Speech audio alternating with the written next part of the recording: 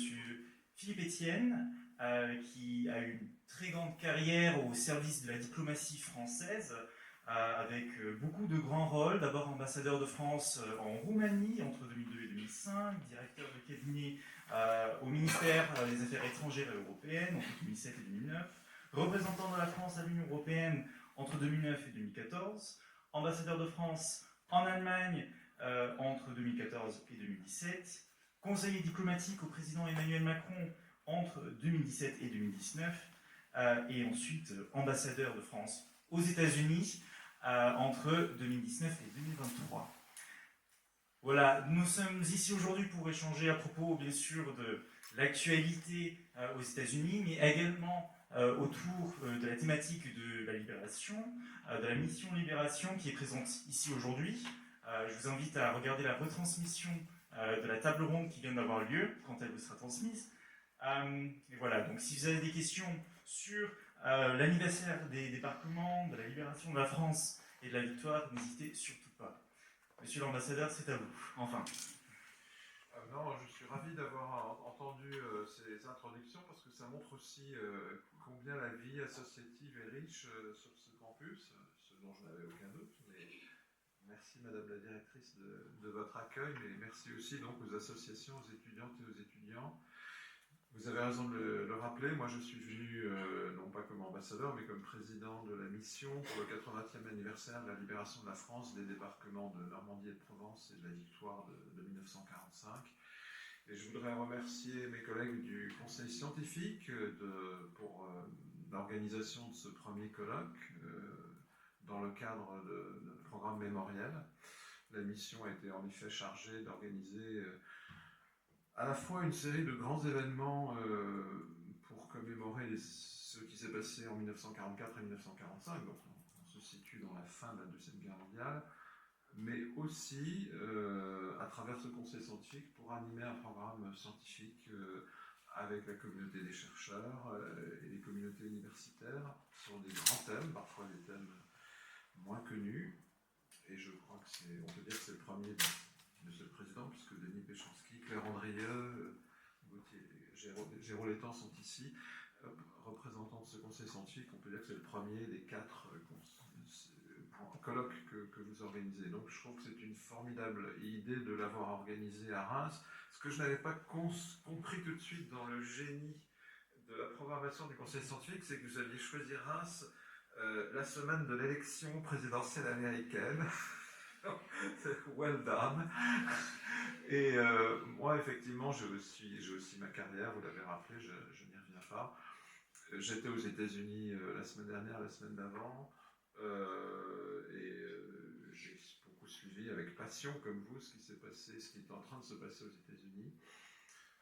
Je serais évidemment heureux de répondre à vos questions, d'avoir cette conversation avec vous dans le contexte que nous vivons et que vous avez aussi rappelé. Vous avez parlé de douche froide, mais également donc de parler de... Et je reviens, avant de vous laisser la parole, à la mission de commémoration de la libération de la France, parce que pour nous, le cœur de cette mission, c'est le contact avec vous, avec les générations nouvelles, la transmission de la mémoire, et moi, ce qui m'a le plus ému cette année dans notre programme, depuis le début de notre programme, c'est en Normandie, au mois de juin, accueillir les vétérans américains, des personnes de 98, 100, 102, 105, 107 ans même, qui sont venus des États-Unis, qui ont absolument tenu à être là, avec leur âge, avec leur santé.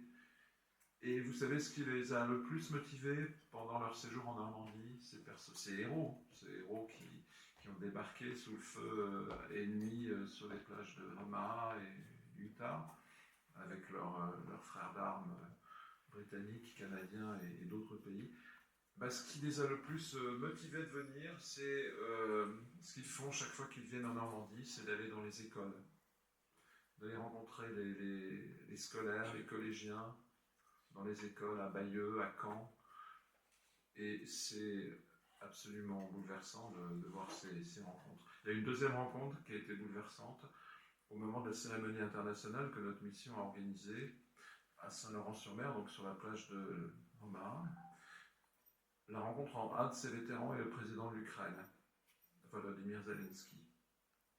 Et le vétéran a dit à Zelensky, je suis avec vous, on a combattu comme vous, on a combattu pour la liberté. C'était une scène incroyable. Voilà. Je vous écoute et j'essaierai de répondre à vos questions en demandant le soutien du général Michel de Lyon, directeur général de la mission, qui est là, de notre ami Samuel Joxan, le conseiller militaire de la mission, qui est là aussi, et puis donc de nos historiens que j'ai déjà cités et que je remercie encore. Donc, peut-être on va commencer par la salle. Est-ce que quelqu'un veut commencer les questions? Non, c'est vous, hein, vraiment. Des questions ou des... Pas de pression, hein, c'est pas comme si c'était filmé. Des positions.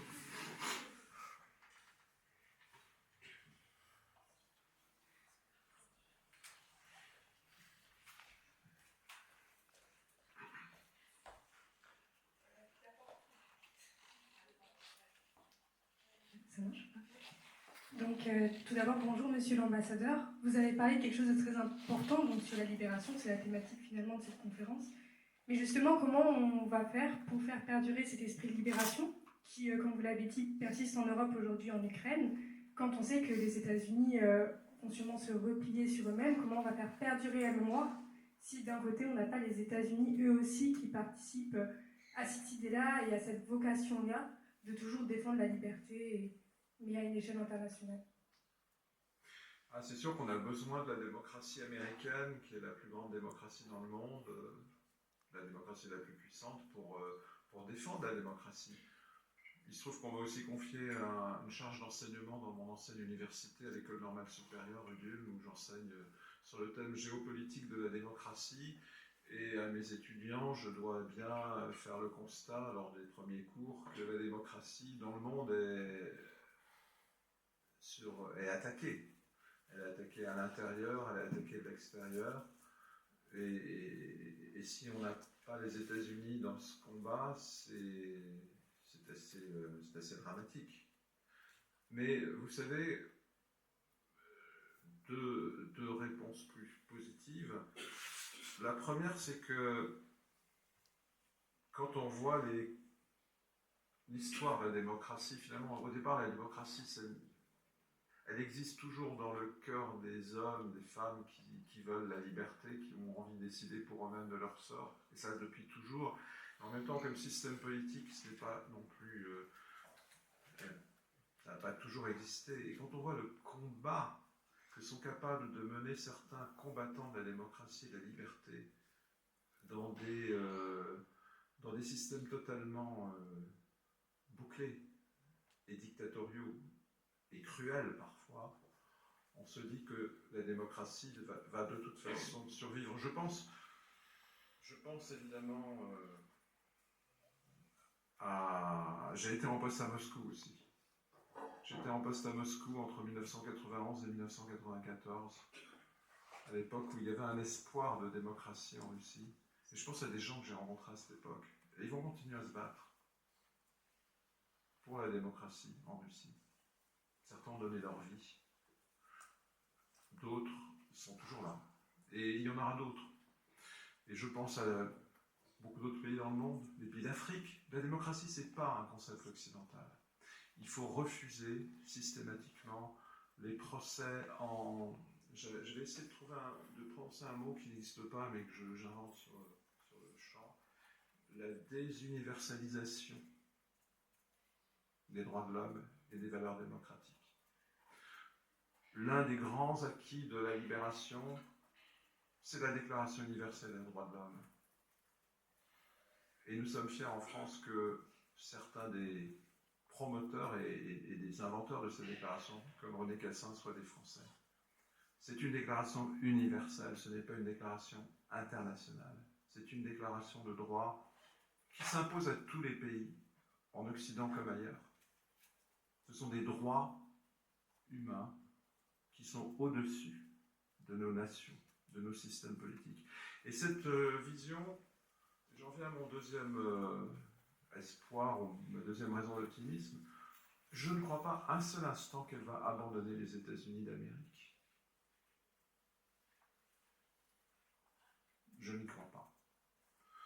je connais moins les États-Unis que ceux qui sont ici, qui sont américains ou américaines, mais je ne crois pas que les États-Unis vont cesser d'être une démocratie. Et je ne crois pas non plus, d'ailleurs, puisque c'était votre question, que le souvenir de la libération et des plages de Normandie va diminuer parce que c'est Donald Trump qui a été élu et pas Kamala Harris.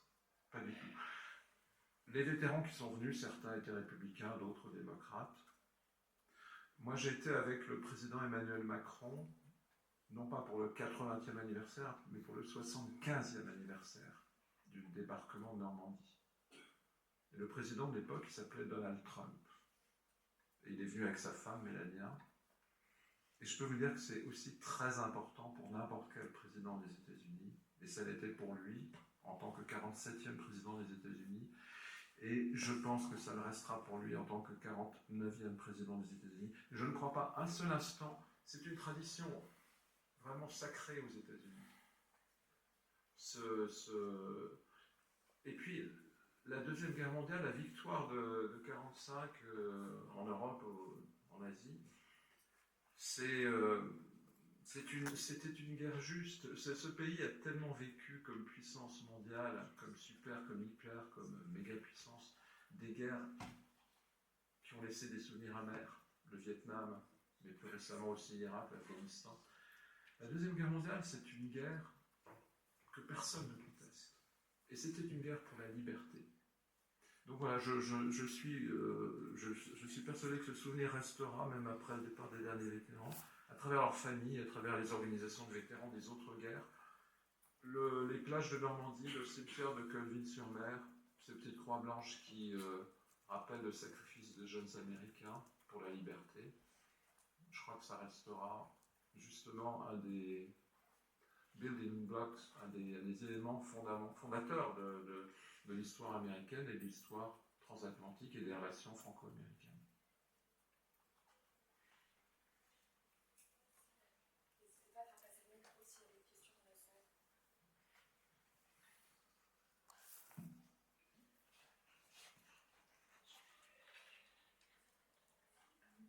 Ah oui, c'est bon, ça marche.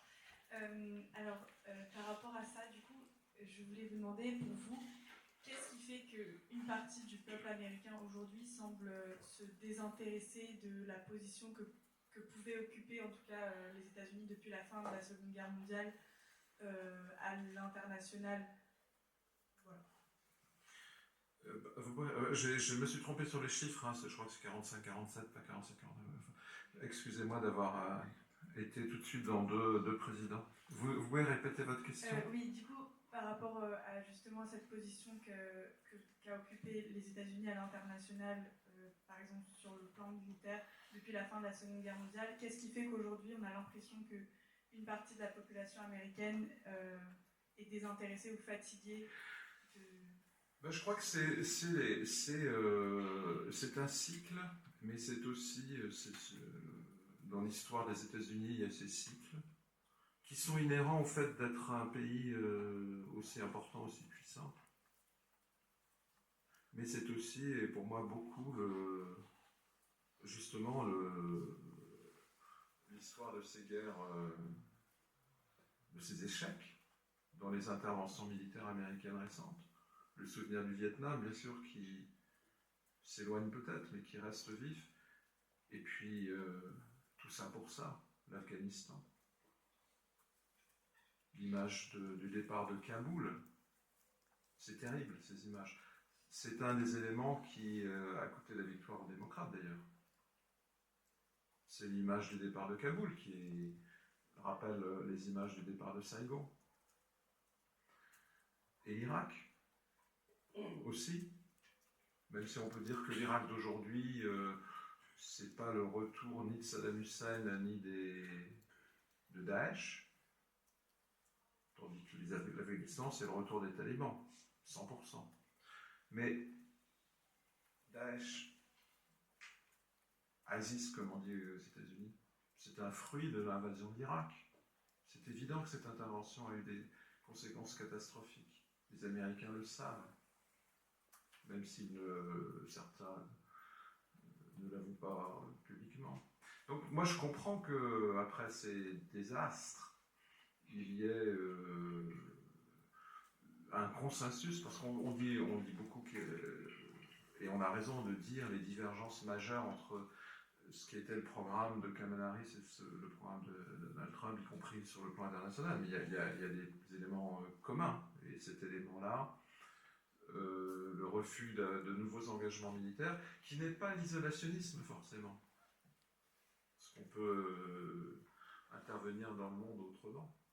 Eh bien, c'est, je crois, tout à fait explicable. À mon avis, hein, je peux me tromper, n'hésitez pas à me contredire ou à introduire d'autres éléments, mais ces aventures extérieures, ces aventures militaires expliquent qu'il n'y a pas d'appétence pour de nouveaux engagements militaires. Encore une fois, ça ne veut pas dire pas d'intervention, ça ne veut pas dire que les Américains ne veulent plus s'intéresser à l'étranger, ce sont deux choses différentes. Il y a quand même un autre élément de consensus très fort aux États-Unis aujourd'hui, c'est l'émergence chinoise. Et ça, c'est un élément extérieur. Mais ce n'est pas une intervention militaire, et c'est toute la question de Taïwan, bien sûr, qui est derrière. Comment est-ce qu'on concilie le refus de nouvelles aventures ou de nouveaux engagements militaires et la volonté partagée aux États-Unis de résister, de contenir l'émergence de la puissance chinoise. Ça, c'est une grande question pour l'avenir. Monsieur l'ambassadeur, donc, merci beaucoup pour votre présence à ce colloque. Est-ce que vous pourriez justement profiter de la présence d'étudiants de Sciences Po, mais aussi d'autres intervenants et de différents médias, pour mettre en avant les initiatives que vous avez mises en place à l'occasion justement de ces 80 ans du débarquement? Pas seulement moi. Alors pour le coup, peut-être que, je sais pas, Denis, vous avez déjà parlé de la dimension scientifique. Tu peux peut-être dire. Vas-y alors. Je veux bien qu'on commence par les scientifiques, c'est bien pour des missions en commémoration. Il faut savoir qu'effectivement, ça a été une décision présidentielle de confier donc à l'ambassadeur la présidence de cette mission. On est dans une période de convergence mémorielle qui est tout à fait intéressante, que vous pourriez creuser d'ailleurs aussi avec des éléments de comparaison possibles avec d'autres pays. Là, il est clair que depuis quelques années, ça définit le cœur de la politique mémorielle de la France, à travers celle du chef de l'État. Et ça s'est traduit dans des commémorations, et ça s'est traduit aussi dans notre accompagnement et notre souhait ce qu'on mettait derrière ces 80 ans de 44-45. Convergence mémorielle et diversité des mémoires, ça a été déjà évoqué à plusieurs reprises. On s'est retrouvé certes, et à juste titre, à commémorer les débarquements alliés, mais au même moment, dans la même séquence, Normandie-Bretagne, on a commémoré la résistance intérieure associée à la résistance extérieure française, ce qui est très rare, à Plumelec.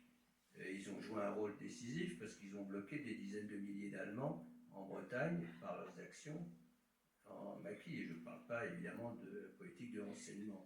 Ça a été aussi l'hommage on en a parlé tout à l'heure dans notre colloque qui va continuer cet après-midi, mais ça a été aussi l'hommage aux victimes civiles des bombardements, et en l'occurrence des bombardements alliés. Parce que qu'est-ce que dans la mémoire collective, qu'est-ce qu'on fait dans les mémoires individuelles des gens qui ont souffert de ces bombardements? Qu'est-ce qu'on fait avec la mémoire de ces moments où des bombes sont larguées par les gens, par les copains qui viennent vous libérer? On ne peut rien en faire, sauf à réintégrer ça dans un grand récit collectif, et ça a été l'objectif du président de la République quand il a fait sa prise de parole à Saint-Lô, capitale des ruines. Au même moment, on a eu aussi l'épisode Bayeux, donc évidemment De Gaulle. Il y a eu toute une série d'autres manifestations, je ne vais pas aller trop dans le détail, mais dans les 2 ans, on a un des grands moments, ça a été aussi la panthéonisation de Missak Manouchian. Vous avez sans doute entendu parler, 21 février, les 80 ans d'exécution des FTP-MOI dirigés alors par Missak Manouchian. C'est le premier résistant étranger et le premier résistant communiste à rentrer au Panthéon. Donc voilà, encore une fois, une volonté d'intégration mémorielle assez symptomatique, et y compris pour les phases noires de notre histoire et de cette histoire, puisque, par exemple,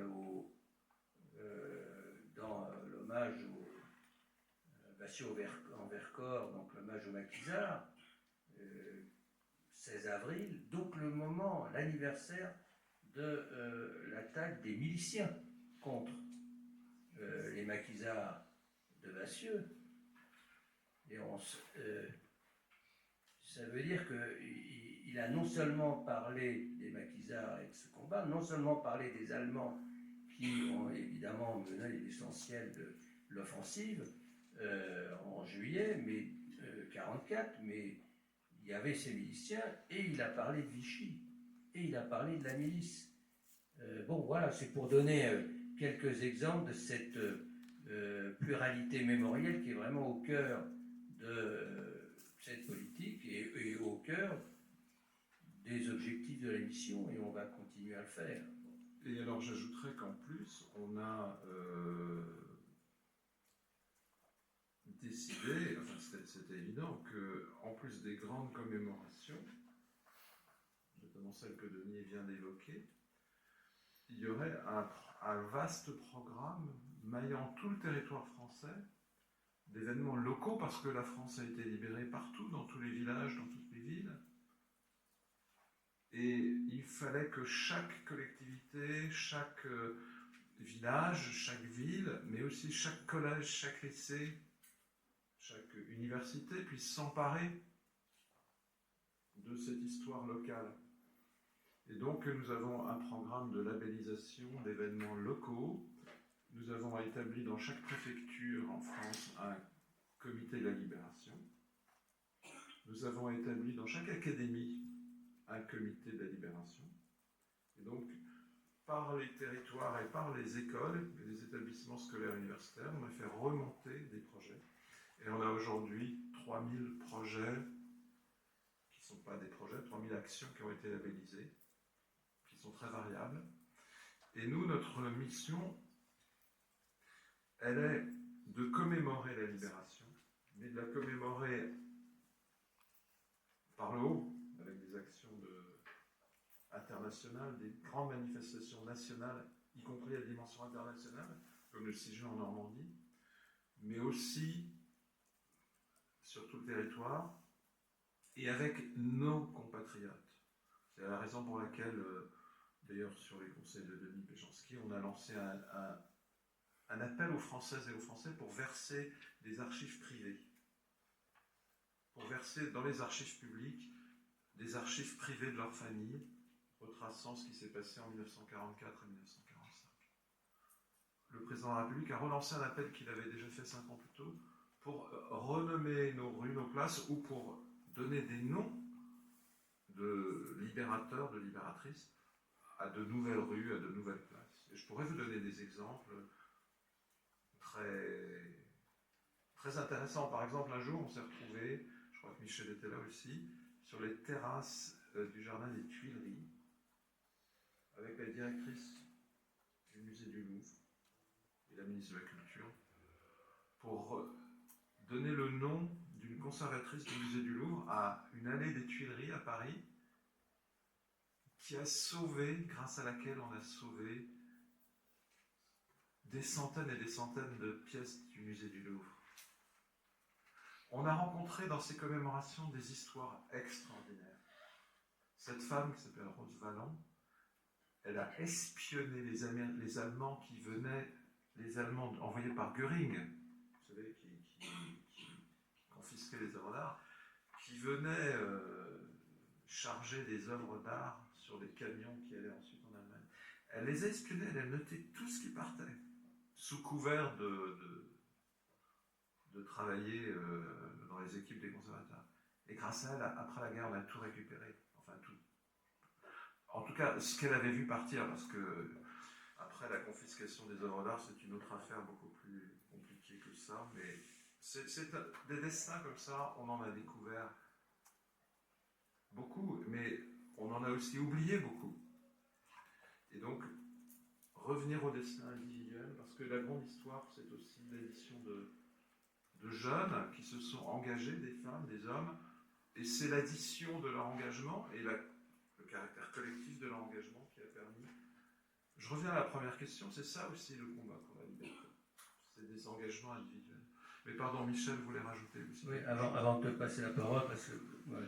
Mais il faut quand même leur laisser la parole à eux. Oui, mais j'ai parlé 3/4 d'heure, donc c'est pas suffisant, c'est pas possible. Non, je rebondis parce que ça c'est fondamental. Effectivement, la question de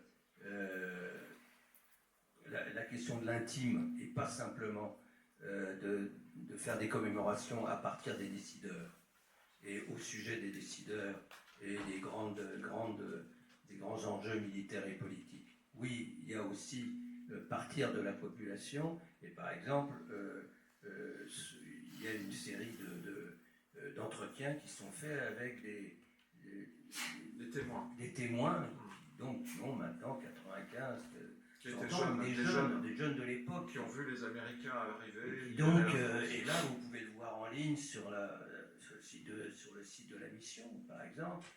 Donc cette clé-là, la question de la transmission, deuxième mot-clé, bien entendu, la question de l'appropriation, ça a été évoqué par Philippe, effectivement, ça ne doit pas être uniquement une commémoration prise en charge par le haut de la hiérarchie, mais par l'ensemble des populations et toutes les manifestations qu'on voit à l'échelle locale et en particulier dans les établissements scolaires vont dans ce sens. Donc voilà quelques-unes des pistes. Bon, il s'avère qu'en plus, il y a un conseil scientifique qui accompagne tout ça et qu'on fait un boulot qu'on sait à peu près faire, c'est-à-dire organiser des colloques. Mais ça, donc il y aura 4 colloques. C'est intéressant qu'on ait décidé, dans cet ensemble commémoratif, de mettre la recherche dans la commémoration elle-même. Michel. En laissant le temps, parce qu'il ne reste plus que 20 minutes. Juste des questions, mais Michel étant directeur général, et par ailleurs un général lui-même, c'est quand même lui qui organise tout ça. Pour également mettre en musique toutes les grandes institutions ou toutes les grandes entreprises à vocation nationale ou internationale dont leur histoire elle-même a traversé cette période. Nous avons donc par exemple une anecdote avec la Banque de France qui a organisé pour les Journées du patrimoine, et vous trouverez sur leur site, toute une exposition sur l'or. Cet or qui avait été replié de Paris vers d'autres destinations lorsque les Allemands sont arrivés en 1940 pour le mettre à l'abri. Il est parti dans les Antilles, il est parti en Afrique, il est revenu à la Libération. Et toutes ces histoires, elles sont extrêmement intéressantes parce qu'elles prouvent que beaucoup d'institutions ont traversé cette période et ont eu des comportements dans une époque extrêmement complexe. Je terminerai juste par un petit bijou en quelque sorte. BNP Paribas a retrouvé dans ses archives le procès-verbal du conseil d'administration qui s'est déroulé le 7 juin 1944. Et le président du conseil d'administration commence en disant « Messieurs, les Alliés ont débarqué hier en Normandie ». Et ça sont des pièces historiques qui sont extrêmement intéressantes à faire connaître à tous.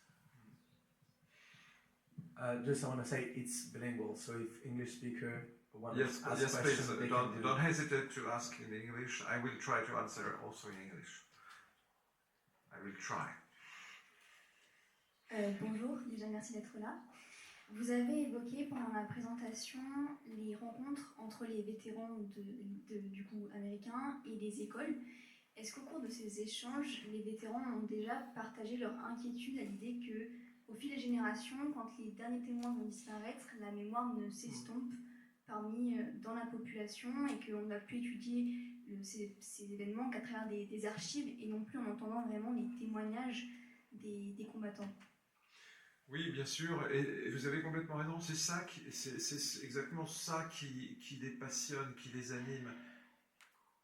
Un vieux monsieur de 105 ans, de 102 ans, qui pourrait rester tranquillement, qui risque de mourir dans le voyage, parce que c'est pas trivial à cet âge-là de traverser l'Atlantique. Mais c'est exactement ça que les ennemis disent, non mais moi je veux y retourner, parce que je peux encore transmettre. Et bien sûr, derrière ça, il y a la question, l'inquiétude, qui va transmettre quand je ne serai plus là? En Normandie, ceux qui ont organisé, c'est nous qui avons organisé la commémoration, mais il y a quelqu'un qui a eu l'idée géniale de mettre le titre « J'ai fait ça pour toi ». J'ai fait ça pour toi. Et qui va dire ça? Ce sera qui le jeu quand il n'y aura plus d'acteurs directs? Donc votre question est une question absolument essentielle. Il se trouve que hier nous avons inauguré au musée de l'Armée une exposition à Paris, donc aux Invalides, une exposition avec Microsoft et une entreprise française de technologie pour la culture qui s'appelle Iconem, qui présente les débarquements de manière immersive de Normandie et de Provence, ainsi que la libération de Paris, en utilisant l'intelligence artificielle.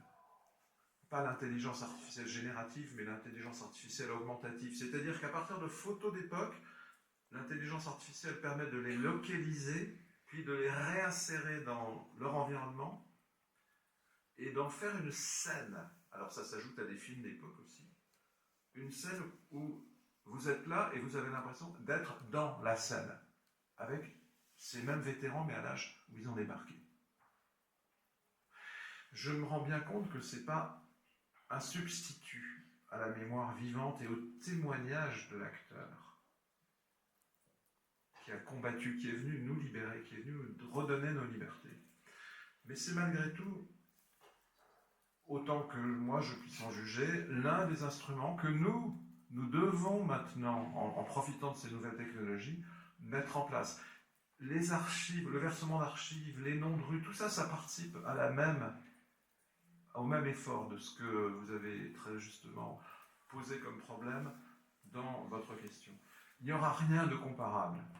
Et c'est le propre d'une mémoire vivante qui devient une mémoire historique. Mais aujourd'hui, on a la chance d'avoir des instruments qu'on n'a pas eu avant, et notamment ces nouvelles technologies. Et donc, notre mission, elle a comme l'une de ses tâches, notamment à la fin, parce que nous n'allons plus exister dans un an, de mettre en place le maximum d'instruments mémoriels qui permettront de continuer à transmettre, même après le départ des derniers témoins directs. Je pense qu'on a une question là-bas, puis j'ai une question un peu plus politique, un peu plus clivante. Oui, parce que pour l'instant, c'est trop...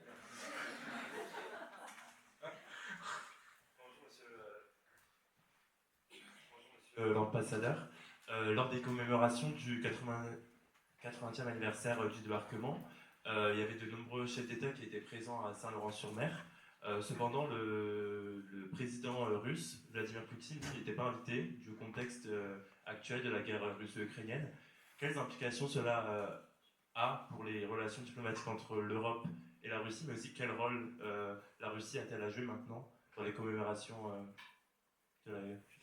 Alors c'est un sujet qui nous est déposé en permanence dans les mois qui ont précédé le 6 juin. On nous a dit, alors vous invitez pas. Pourquoi? Parce que Poutine était invité 2 fois, 10 ans et 20 ans avant, et donc en 2004, 2014, et donc 2024, pourquoi on ne l'invite pas? Alors, s'il n'avait pas été invité avant, on ne nous aurait pas posé la question, parce qu'il y a une raison très simple de ne pas l'inviter, c'est que les Russes n'ont pas débarqué en Normandie. Mais en même temps, les Russes et pas les Russes, mais les Soviétiques, à la fois les combattants soviétiques de l'armée rouge, qui venaient de toutes les républiques de l'Union soviétique, en majorité la Russie, mais aussi en Ukraine, en Biélorussie, etc. Et les populations soviétiques ont payé un énorme tribut dans cette guerre et ont contribué à notre libération. Donc, on a les Russes, plutôt à l'époque les Soviétiques, qui n'ont pas débarqué, mais les combattants et les populations soviétiques dont on ne peut pas ne pas rappeler leur sacrifice et donc aussi leur contribution à notre liberté. C'est comme ça que ça se posait. Et donc, il se trouve que M. Poutine, un an et demi avant, il a envahi son voisin. Voilà. Il y a la guerre en Ukraine, on n'allait évidemment pas l'inviter. D'ailleurs, soit dit en passant, la France est partie au statut de Rome, qui a créé la Cour pénale internationale. Le procureur de la CPI a lancé un mandat d'arrêt contre un certain nombre de responsables russes, dont le président de la Fédération de Russie. Donc, il n'avait peut-être pas non plus envie de venir en France. Bon, enfin, je ferme la parenthèse. Mais en tout cas, la question était très sérieuse. Et donc, nous, dans cette commémoration, avec nos historiens, nous avons absolument tenu. D'ailleurs, on a cherché tous les moyens possibles pour, en Normandie, rappeler la contribution. On ne fait pas de révisionnisme historique, nous, en France. Celui qui fait du révisionnisme historique, c'est Vladimir Vladimirovitch Poutine. C'est lui, maintenant en Russie, quand on présente la fin de la guerre, c'est à peine si on parle du front de l'Ouest. On ne va pas parler des livraisons d'armes de Roosevelt et des États-Unis à Staline. On ne va pas parler des dizaines de milliers de soldats qui sont morts sur le front de l'Ouest. Non, c'est la glorification en elle-même justifiée de cette grande aventure patriotique qui a été la victoire de l'armée rouge sur les nazis, sur l'invasion, après l'invasion nazie, comme quelque chose qui justifie l'invasion de l'Ukraine. Le régime russe, il présente l'invasion de l'Ukraine et la guerre en Ukraine comme la suite de cette grande guerre patriotique. Il présente Zelensky, qui est juif quand même, hein, comme un nazi. Il présente le régime ukrainien comme étant une répétition des éléments qui ont existé, hein, des alliés ukrainiens du régime hitlérien, des bandéristes, ce qu'ils appellent. C'est dur, on est dans le plein révisionnisme historique. Nous avons voulu justement faire le contraire. Nous avons voulu rappeler, et nous l'avons fait, sans inviter Poutine, évidemment, dans les commémorations de Normandie, ce qui s'était vraiment passé. Dans le film qui a été diffusé devant tous les spectateurs, eh ben, on avait les images du front de l'Est, et je suis très content parce qu'il y a eu un très beau poème de Anna Akhmatova évoquant le siège de Leningrad, qui a été lu par Lambert Wilson, ou non, pas par Lambert Wilson, enfin par un des acteurs qui est venu, une actrice en l'occurrence, Charlotte Rampling, sur les plages de Normandie. Voilà. Nous, on a dit ce qui s'est passé. Et c'est pour ça qu'on a des historiens aussi, on ne fait pas de révisionnisme historique. Pour du coup retourner sur une question un peu plus politique, on aura peut-être... Mais ça, c'était politique aussi. Oui, mais vraiment dans le cœur du sujet, j'ai envie de faire une sorte de lien entre la libération et les relations transatlantiques aujourd'hui. Et c'est peut-être là où l'input des représentants de l'armée française sera peut-être utile. On parle de libération, mais pour certains, c'est certaines voix qui se sont élevées, pas depuis les élections, mais depuis quelques années, on peut parler, peut-être le moyen un peu fort, d'aliénation, dans le sens où le grand frère américain est venu nous sauver. Et la question c'est, 80 ans après, est-ce qu'on serait capable de se libérer nous? Est-ce qu'on est en capacité, nous, Européens, sans le grand frère américain, de refaire face à une telle menace? D'en sortir cette fois sans aide, avec moins de morts, sans toutes les horreurs qui sont arrivées? Comment, surtout avec la question aujourd'hui de l'OTAN, de Trump qui un peu nous châtie avec ça et fait planer la menace de la sortir de l'OTAN. Dans quelle situation on se trouve? On parle d'armée européenne, mais bon, même les pays européens, ils ne savent pas se mettre d'accord sur quel nom on va mettre, quel drapeau on va mettre sur leur tenue, etc. On en est où? Bon, on ne parle pas d'armée européenne en fait, on n'en parle plus. Ceux qui en ont parlé ont compris qu'il ne fallait pas en parler. Je vais vous expliquer pourquoi. Mais votre question, évidemment, est au cœur de l'actualité, mais elle est aussi directement liée, effectivement, à ce qui s'est passé il y a 80 ans. Si je vous réponds franchement, non, évidemment. Si on nous envahit aujourd'hui, et c'est tout le problème du soutien à l'Ukraine, je ne pense pas que les Européens seuls aient les moyens, par exemple, de remplacer totalement le soutien américain. C'est la raison pour laquelle il est très important de voir ce que va faire Donald Trump, avec l'Ukraine, parce qu'il a dit dans la campagne électorale, moi je vais aller voir Poutine, je vais résoudre ça en un jour. Qu'est-ce que ça veut dire? Je pense que c'est l'une des raisons pour laquelle notre président de la République a déjà parlé à Donald Trump avant-hier. Il a eu 25 minutes de conversation avec lui. Le premier jour, il l'a appelé. Parce qu'on a un méga sujet là, évidemment. Zelensky aussi l'a appelé. Bon. On va voir. Mais en tout cas, vous posez une question fondamentale. Et la question fondamentale, c'est finalement, les Européens vont-ils réagir et se donner les moyens de maîtriser leur propre destin, notamment dans le domaine de la défense. Alors, avant de répondre à cette question, je rappelle quand même que grâce au parapluie américain, mais quand même par le fait de la volonté de nos peuples et de nos dirigeants, nous avons déjà tiré, au lendemain de la Deuxième Guerre mondiale, une leçon absolument fondamentale de cette histoire et des deux guerres mondiales. Cette leçon fondamentale que nous avons tirée, ça s'appelle la réconciliation franco-allemande et la construction de l'Union européenne. Donc l'événement ne va pas se reproduire tel quel, parce que ça voudrait dire que entre nous, entre Français et Allemands notamment, on se refait une guerre avec toute... voilà. Ça, aujourd'hui, c'est plus possible. Et il vous appartient à vous de maintenir, vous, génération nouvelle, montante, cet acquis, c'est-à-dire... et c'est pas évident, je veux dire... Moi, quand je dis que c'est plus possible, je ne vous dis pas que ça ne va jamais revenir. Je ne crois pas qu'on puisse jamais dire jamais. Non, mais enfin, aujourd'hui, on a construit l'Europe. Et moi, j'ai été 2 fois en poste en Allemagne. Je suis un germanophile également. Je suis profondément lié à ce mouvement de la réconciliation, de la coopération franco-allemande. Et donc, ça, c'est un acquis malgré tout. Mais il y a le reste. Il y a notamment ce qui se passerait si, 3 petits points, par exemple, la Russie, Poutine, envahissait l'Ukraine et réussissait, puis après continuait, évidemment. Et comment est-ce qu'on va nous se défendre? Est-ce qu'on peut se défendre sans les Américains? Donc, il faut qu'on prenne les moyens. Alors, c'est la deuxième réponse. On a quand même commencé. Moi, j'ai travaillé près de 20 ans sur les questions européennes, dont 13 ans à Bruxelles. Il y a quelques années, il était absolument inimaginable de dépenser 1 euro du budget européen, du budget communautaire, du budget de l'Union européenne, sur les questions de défense. Aujourd'hui, on met des milliards d'euros sur ces sujets pour soutenir l'Ukraine, et on a décidé maintenant de mettre de l'argent du budget européen pour fabriquer des obus. On a mis de l'argent pour entraîner les soldats ukrainiens. On a mis de l'argent pour développer des drones, pour développer de nouvelles armes. Mais, si vous voulez, c'est un problème d'échelle. On a fait 10 quand il faudrait faire 1000.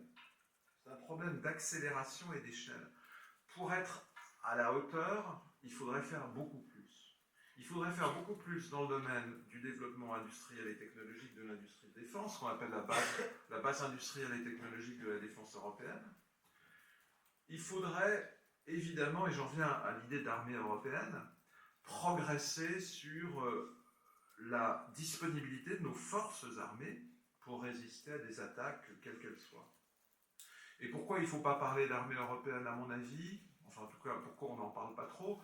Parce que, en mettant la charrue avant les bœufs et en projetant une image qui reste très théorique, on risque de moins y arriver. Il faut sans doute une progression bottom-up. Et par exemple, l'Union européenne a adopté il y a 2 ans ce qu'on appelle, sous présidence française, une boussole stratégique qui prévoit de créer des formations militaires européennes, mais pas au niveau d'une armée, bien sûr. Enfin, je parle devant des généraux, donc des militaires qui pourraient être beaucoup plus compétents, qui seraient beaucoup plus compétents que moi pour répondre. Et donc, c'est plutôt montant vers en faisant monter des modalités de coopération entre nos armées, qu'on va réussir à augmenter notre capacité de défense, pas seulement dans l'industrie de défense, dans l'industrie d'équipement de défense, mais aussi dans l'organisation de nos forces armées. Et la France a un rôle majeur et un rôle moteur dans toutes ces affaires. Jusqu'à présent, la France a toujours été un peu seule à parler de défense européenne. Pourquoi ? Parce que les autres pays craignaient qu'en parlant de défense européenne, y compris d'armée européenne, on décourage, enfin, on crée un prétexte aux États-Unis et on donne des mauvais signaux aux États-Unis. Oui. Et donc, aujourd'hui, la question se pose de savoir si on peut construire cette défense européenne en restant dans le lien transatlantique et dans l'OTAN. Et ma réponse est oui.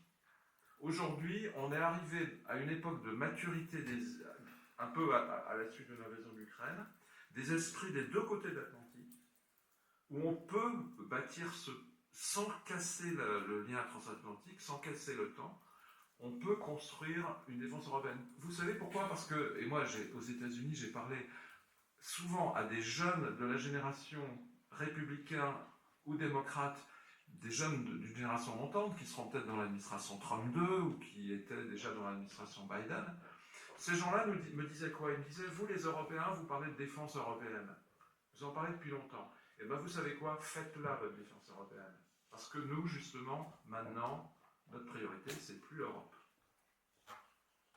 Il n'y a pas une sorte de double discours avec ça ? Oui, bien sûr. Dans le sens où, oui, l'image, Biden vient en Normandie, on est toujours amis. Non, bien sûr, il y a un peu de double discours. Il y a notamment un double discours sur l'industrie de défense, parce que ce que Eisenhower appelait le complexe militaro-industriel aux États-Unis, c'est très puissant.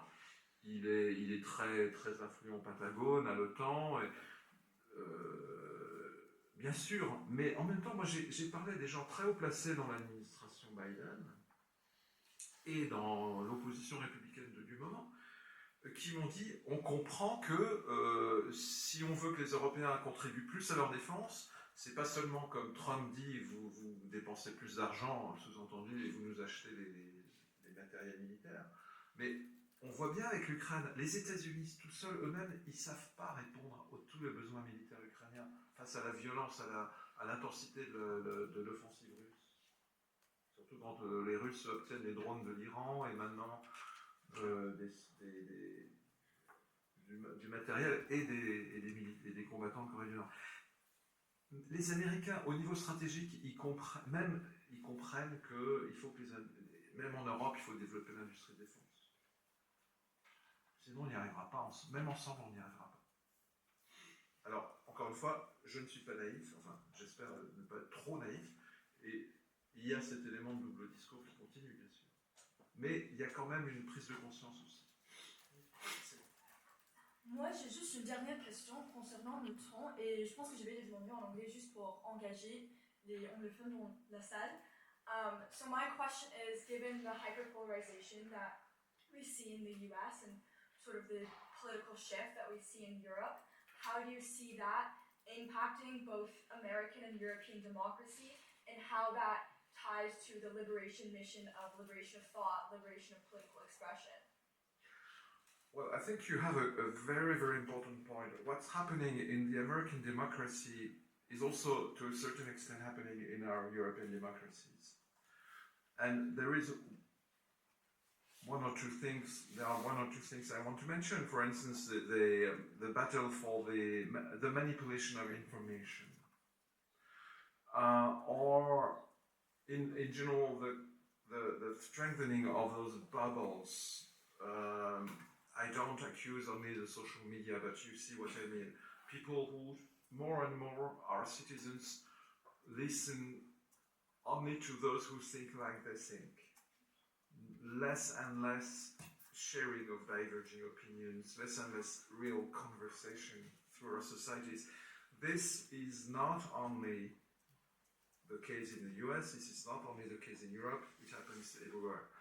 And also the divide, the gap between those who live in the big cities and those who live outside the big cities, in small cities or in rural areas. Also, this explains the Brexit referendum, the evolution of French or German politics and the US. So I'm with you 100%. We live real part. We are not the same society. Guns, abortion, death penalty, a lot of really substantial differences between the American democracy and our European democracies, but still there are really substantial similarities. This is also the reason why we are so passionate about what's happening in the US when we see it from Europe, because we feel we are also directly interested.